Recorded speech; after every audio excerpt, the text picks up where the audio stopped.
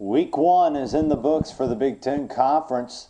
I'll break down each game of the Big Ten that happened over the weekend, and let's start with probably the biggest story of the weekend for the Big Ten Conference, and that is Ohio State. Yes, they did win big over Youngstown State, but with a great victory comes a great loss, and that was with Beanie Wells, their Heisman candidate running back, who left the game with an injury to the lower foot. X-rays came back negative today, but they are going to ask for further treatment on that leg tomorrow. They're going to re-examine it and come up with a diagnostic for that leg injury. It should be interesting because the Buckeyes do not have a shot against USC if Beanie Wells is not 100%. Beanie Wells to Ohio State is like Peyton Manning to the Colts, is like Tom Brady to the New England Patriots. This guy means everything to Ohio State.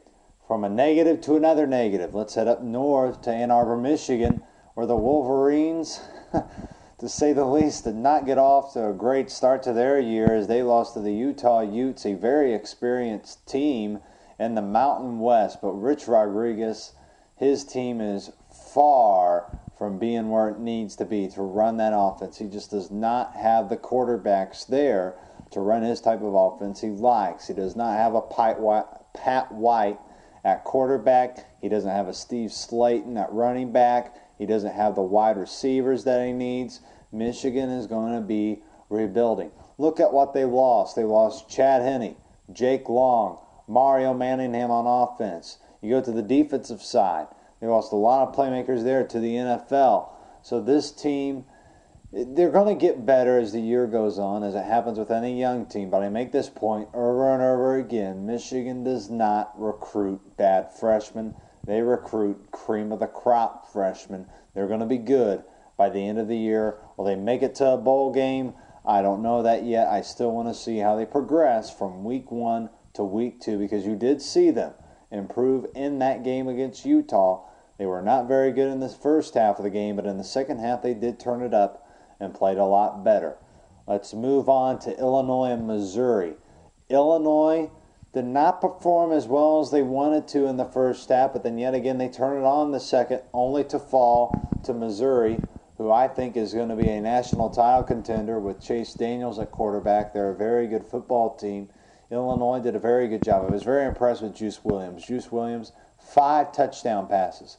For those of you that think he cannot throw the ball, well, that answers your question. It says Juice can throw it. He's just going to need a lot of help around him this year for Illinois. Aurelius Ben is going to really have to step up for the Illini this year if Illinois wants to challenge Ohio State and Wisconsin for that top spot in the Big Ten Conference.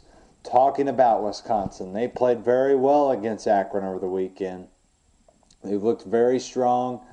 P.J. Hill with another nice game running the football. It was great to see him get back on track after a tough year last year where he battled some injuries, and it's great to see them get off to such a great start. And Penn State, Joe Pa, scoring 66 points is very impressive. I know it was against Coastal Carolina, but that's very positive to see that offense put up a lot of points. And here in the state of Indiana, how about IU? They got off to a great start against Western Kentucky. Kellen Lewis, very impressive in that football game. I was surprised to see how well he did. He did a very good job. Marcus Thigpen needs to do a better job at that running back position. And IU is going to be really good this year. Greg Middleton at defensive end had to sit out due to some team issues. He will be back next week for Indiana. And you look at Northwestern. Northwestern was they got off slow against Syracuse, which was surprising to me. I watched that game. C.J. Bechet did not look good early on in that first half. I believe he threw 2 picks on the first 2 drives for Northwestern, which got him down. But they did come back. Tyrell Sutton with a big day, and Northwestern ended up blowing out Syracuse in the end. And a very average weekend for the Big Ten. I would not give it a great review because I think Michigan losing to Utah really hurts. I think Ohio State losing Beanie Wells hurts. The Big Ten has been down. They're going to get ripped. That's just people have been treating the Big Ten lately. But hopefully next weekend And the weekend after that, the Big Ten can prove itself. When you look at the Big Ten, you got to win the big non-conference games to get that respect back. Purdue plays Oregon. USC plays Ohio State. Those are big games for this conference. If they can win those, the Big Ten will get its respect back. That is Week 1 roundup of the Big Ten Conference. I hope you enjoyed it. I will be back later on in the week to preview Week 2. And Joe Tiller and Purdue begin their season as they face off against Northern Colorado, as it's Joe Tiller's last rodeo for Purdue, of an exclusive preview for the Boilermakers later on in the week. Good luck to all Big Ten teams, and let's hope it's a better weekend for the Big Ten Conference next week. I'm Luke Martin for Big Ten Nation.